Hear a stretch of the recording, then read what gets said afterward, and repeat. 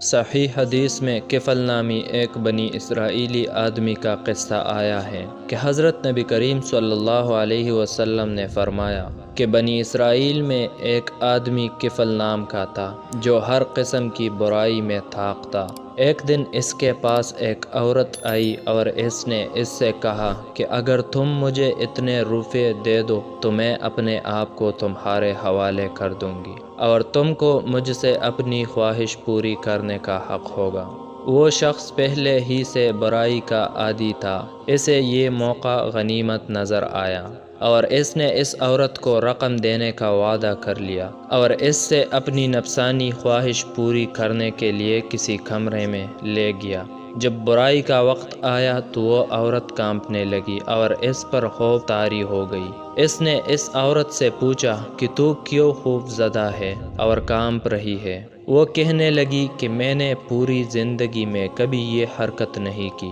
اور آج مجھے اس حرام و ناجائز کام کو اس لیے کرنا پڑ رہا ہے کہ میرے بچے گھر میں بھوکے پیاسے ہیں اور ان کا کوئی کفیل نہیں ہے اور کھانے کا کوئی سامان نہیں۔ میں انتہائی مجبور ہو کر سوچنے لگی کہ کیا کر سکتی ہوں، تو میرے ذہن میں آیا کہ میں اپنی عصمت اور اپنی پاک دامنی کو بیچ کر اس سے جو کچھ روپے حاصل ہو جائے اس سے بچوں کے گزارے کا انتظام کروں۔ اس لیے میں نے اس برائی کا ارادہ کیا، مگر مجھے اللہ کا خوف ہو رہا ہے اور اس لیے مجھ پر کپ کپی طاری ہے۔ عورت دل سے بات کہہ رہی تھی تو دل پر اثر انداز ہوئی اور عورت کی یہ داستان سن کر اور اس کا اللہ سے یہ خوف دیکھ کر اس مرد کے دل میں بھی اللہ کا ڈر اور خوف پیدا ہو گیا اور کہنے لگا کہ تو صرف ایک بار گناہ کا صرف ارادہ کر کے اللہ سے اس قدر خوف کر رہی ہے، اور میرا حال یہ ہے کہ میں نے پوری زندگی اس کی نافرمانی میں اور معصیت میں گزاری ہے۔ مجھے اللہ کا تجھ سے زیادہ خوف کرنا چاہیے، اس لیے میں توبہ کرتا ہوں کہ آج سے کبھی گناہ نہیں کروں گا۔ اور کہنے لگا کہ میں نے جو تجھ سے رقم دینے کا وعدہ کیا ہے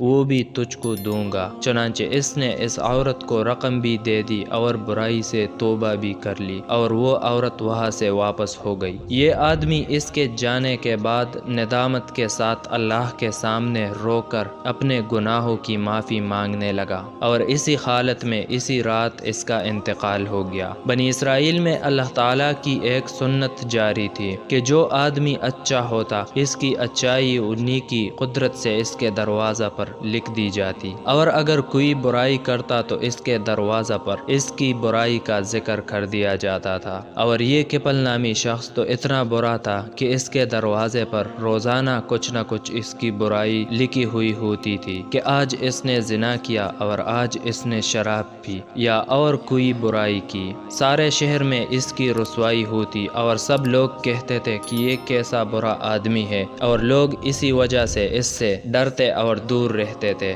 نبی اکرم صلی اللہ علیہ وسلم فرماتے ہیں کہ رات کو اس کا انتقال ہو گیا اور صبح لوگ اٹھ کر دیکھتے ہیں کہ اس کے دروازے پر لکھا ہوا ہے قد غفر اللہ للکفل، اللہ تعالیٰ نے کفل کی مغفرت کر دی۔ اور لوگ پڑھتے ہوئے جا رہے تھے، گزرنے والے روزانہ دیکھا کرتے تھے کہ اس کے دروازے پر کچھ نہ کچھ لکھا ہوتا تھا، مگر آج عجیب بات ہے کہ اس کے دروازے پر اللہ نے کفل کی مغفرت کر دی یہ لکھا ہوا ہے۔ لوگ کہنے لگے کہ آج اس کے ساتھ کیا معاملہ ہوا کہ اتنا برا آدمی، اتنا شریر و فاسق آدمی، اور اللہ نے اس کی مغفرت کر دی۔ جب لوگوں نے تحقیق کی تو اس عورت کا واقعہ معلوم ہوا۔ خود عورت نے آ کر بتایا کہ رات ایسا ایسا واقعہ ہوا تھا۔ تب لوگوں کو سمجھ میں آیا کہ اللہ نے اسی لیے اس کی مغفرت کر دی۔